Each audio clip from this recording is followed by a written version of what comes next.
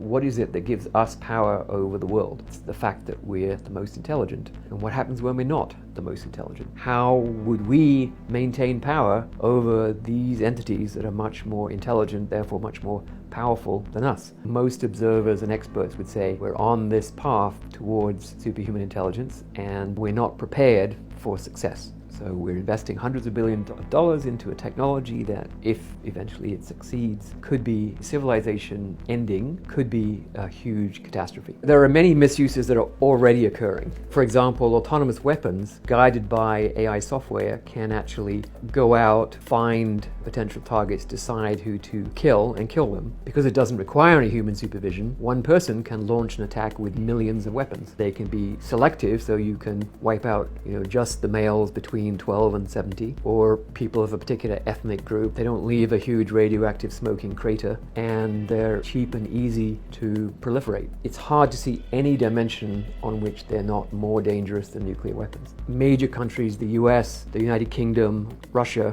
are currently blocking progress on a treaty. The Turkish arms manufacturer who's selling them quadcopters that can autonomously find, track, and kill human beings. They are for sale, and Turkey is promising to use them against the Kurds. So that's one misuse, surveillance, control. Authoritarian governments are already starting to use AI to keep track of their citizens in the way that the Stasi used to do in East Germany, except that the Stasi required almost 20% of the adult population to do this job. The AI is going to do it for you, so you'll have your own personal Stasi agent keeping an eye on you 24 hours a day. You can also use it for control, because if you know exactly what people are doing 24/7, you can give them a score. Sort of like we use credit scores, except it will be much more pervasive. I guess I should mention actually social media. On social media, content selection, news feed selection, these are all made by algorithms, and they're learning algorithms, and they're designed to optimize one thing: revenue generation for the platform. They want you to click on things, and you might think, okay, the best way to get you to click on things is to send you stuff that you like. And that's probably what I think they thought the algorithms were going to do. What those methods did instead was actually to modify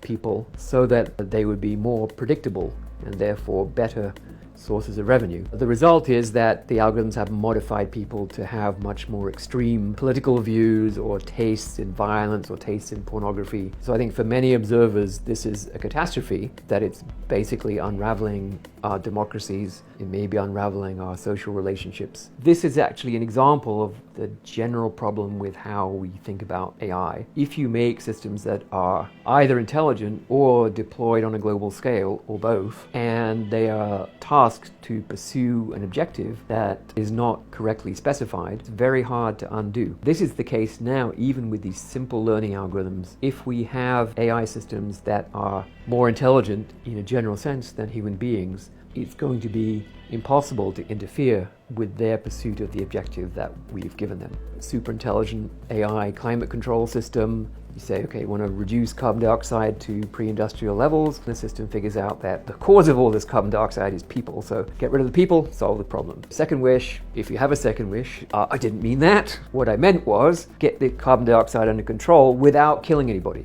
Okay, fine, then we'll just run a multi-decade social media, social engineering campaign to convince people not to have any children. And then in 75 years or so, we'll have got rid of all the people, and then we can fix the climate problem.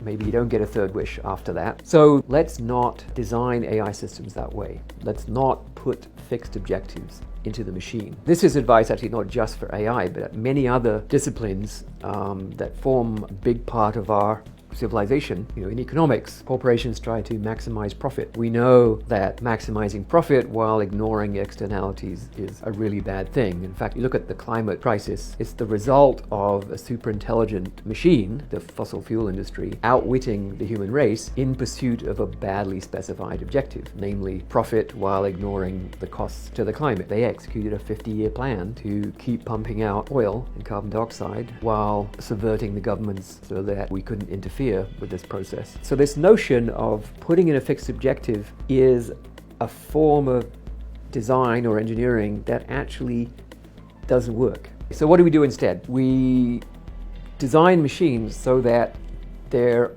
only purpose in life is to be of benefit to human beings, meaning to act in such a way that human objectives, not machine objectives, but human objectives are satisfied. Once we have methods that are provably safe and provably beneficial, we have to have strict regulation to prevent poorly designed AI systems running out of control. There's still another problem, which is, well, what about the bad actors who read all the technical papers, they develop their own AI, but they don't want to put the safety part in? I think that's a real problem. I don't have a solution for it, but I can tell you that it's going to make the current malware cybercrime crisis look like child's play. So we need to get our act together on that. The other issue that we need to worry about is the fact that we're sort of lazy. We might find that it's just too tempting to have the AI system just sort of look after everything for us. You know, if you've seen the movie WALL-E, the human race is on this cruise ship that just goes on forever, and they're just passengers. The machines look after everything, and the humans become obese and completely stupid. They don't learn anything because there's no point. You know, why would you go to school for 15 years to learn something when the AI system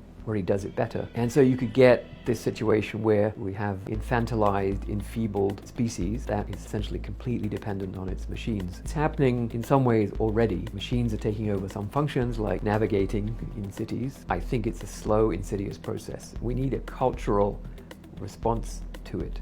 It's not a technological problem.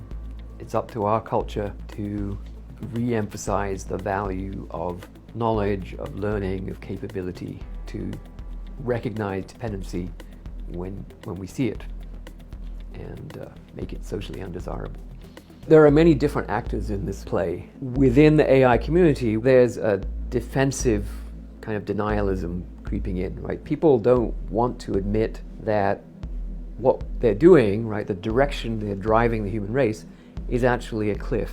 And so we have a big task ahead of us to convince everyone that they have to take this seriously, but also to provide a replacement, right? If we're saying don't design AI systems that way, do it this way, but that way, the old way, you know, we have 70 years of technology that we've built up. The new way, most of the technology doesn't exist yet.